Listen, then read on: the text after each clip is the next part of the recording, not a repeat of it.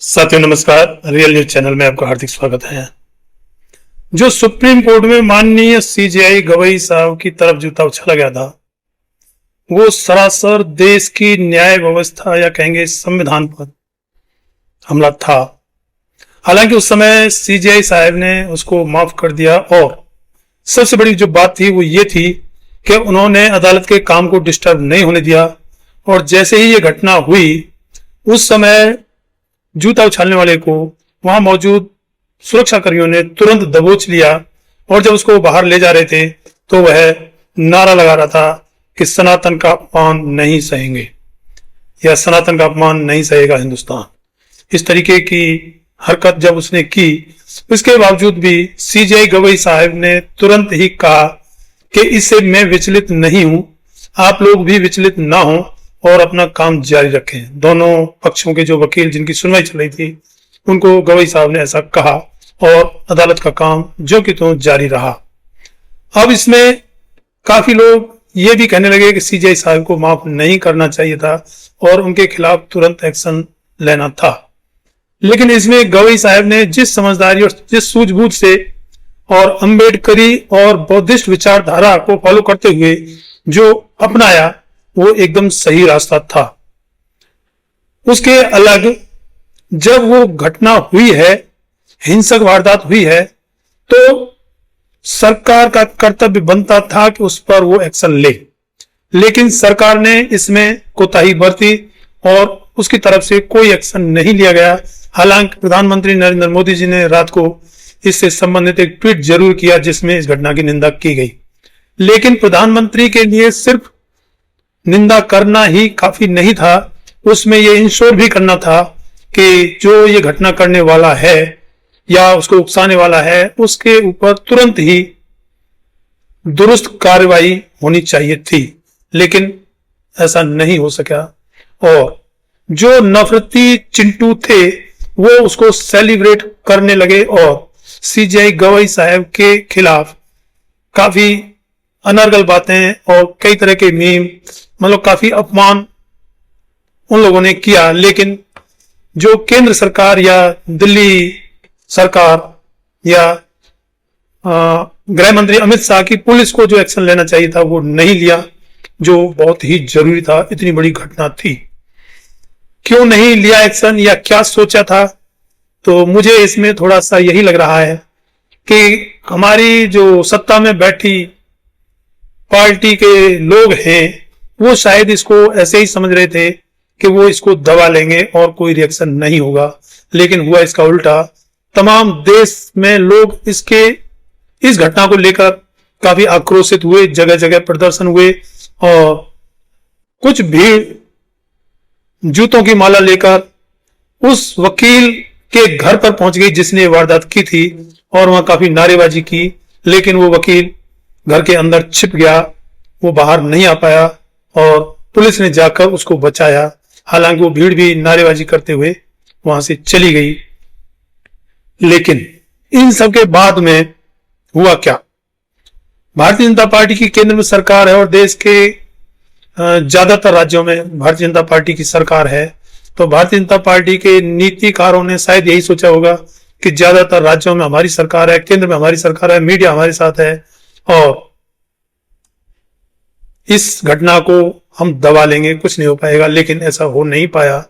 इसके बाद में तमिलनाडु में एम.के. स्टालिन की पुलिस ने वहां पर एक आईपीएस और उसके साथ 4 अन्य लोगों के खिलाफ तुरंत सख्त एक्शन लेते हुए उनको गिरफ्तार कर लिया, जिन्होंने सीजेआई गवई साहब या अन्य के खिलाफ ये अपमानजनक बातें की। उसके अलावा पंजाब में इस घटना को लेकर बताया जाता है कि करीब 100 एफआईआर दर्ज की गई हैं, करीब 100 लोगों के खिलाफ एफआईआर दर्ज की गई हैं और उसमें बताया जाता है कि 0 एफआईआर दर्ज की है, जिसको प्रोविजन के मुताबिक पूरा केस दर्ज करके उसका ट्रांसफर दिल्ली को किया जाएगा, जो रूटीन प्रोसेस है। अब इसमें होगा क्या कि वह एफआईआर दिल्ली में आएगी, संबंधित थाने में आएगी, संबंधित पुलिस जिला में आएगी, और वहां पर उसकी कार्रवाई इंश्योर की जाएगी। हालांकि दिल्ली पुलिस को पहले ही एक्शन लेना चाहिए था, दिल्ली पुलिस की ड्यूटी बनती थी, लेकिन दिल्ली पुलिस ने नहीं किया।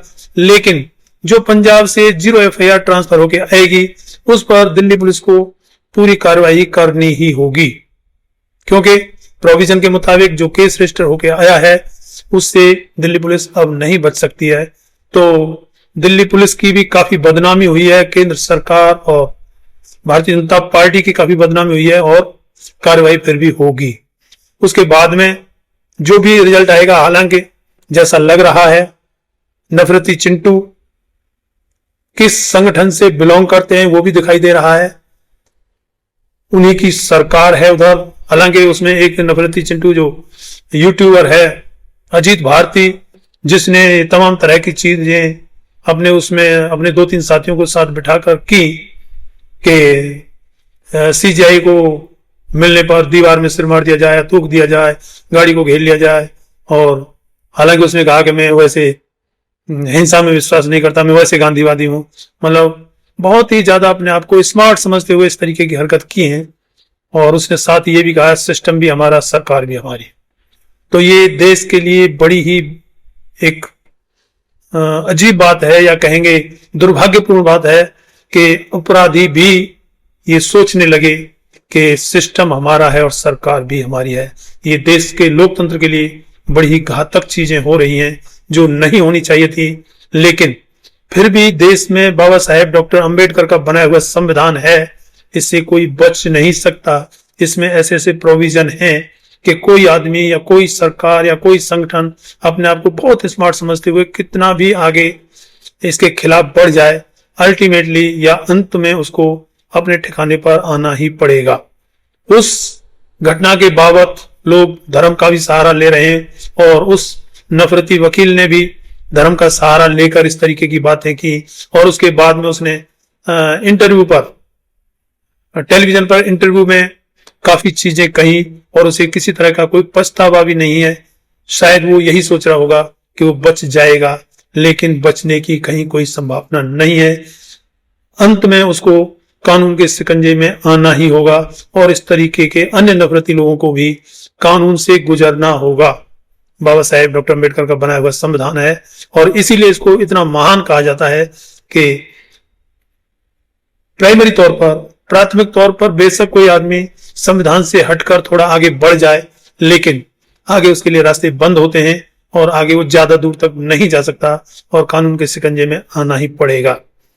हालांकि ये जो हिम्मत है फिलहाल के माहौल में M.K. स्टालिन ने तमिलनाडु में दिखाई है, और साथ ही पंजाब में अरविंद केजरीवाल और उनके मुख्यमंत्री भगवंत मान ने दिखाई है, जिससे उन लोगों को ये एहसास हुआ है कि हमारा तो सिस्टम भी था और सरकार भी थी, फिर हमारे खिलाफ एफआईआर कैसे दर्ज हो गई, जबकि एक बड़ी पार्टी या सत्ताधारी पार्टी का प्रवक्ता उसको छुड़ाने के लिए थाने में पहुंच गया और थाने से उसको छुड़ा भी लाया। हालांकि ये होना नहीं चाहिए था, उसको कम से कम थाने में नहीं जाना चाहिए था, और वो थाने में गया भी तो पुलिस को उन लोगों को छोड़ना नहीं चाहिए था। और इसमें बताया जाता है कि उसको वो जूता भी सकुशल वापस कर दिया गया। बड़ी ही दुर्भाग्यपूर्ण बात है। वो घटना जो हुई वो तो थी, उसके बाद में जो हुआ है या हो रहा है वो उससे भी ज्यादा लोकतंत्र के लिए खतरनाक है, जो नहीं होना चाहिए। और कम से कम सत्ता में बैठी पार्टी को तो कानून व्यवस्था और नैतिकता का बहुत ज्यादा ध्यान रखना चाहिए, जबकि सत्ता में बैठी पार्टी ही जगह जगह दंगों के बारे में कोई उनके खिलाफ जो दंगे कर रहे हैं या करते हैं उनके खिलाफ सख्त एक्शन नहीं ले रही है।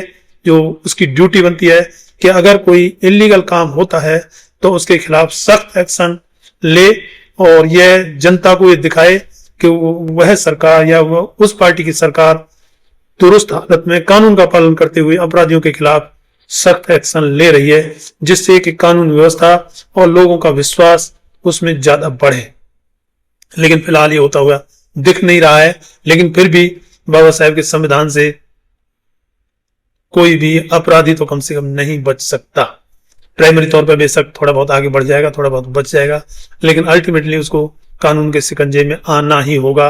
और यह विश्वास जनता के लिए बहुत बड़ी बात है और लोकतंत्र के लिए शुभ संकेत है कि इतनी बड़ी वारदात और सत्ता में बैठी पार्टी के लोग भी उसको जब सपोर्ट करने में आ जाएं तो ऐसे में बचता क्या है, लेकिन फिर भी बचता है। जिस तरीके से इस घटना पर संबंधित पुलिस और संबंधित सरकार द्वारा एक्शन नहीं लिए जाने के बावजूद भी उन पर एक्शन होगा। इस वीडियो में इतना ही। चैनल को सब्सक्राइब, वीडियो को लाइक, शेयर और कमेंट में अपनी राय जरूर दें। धन्यवाद। जय भीम, जय भारत।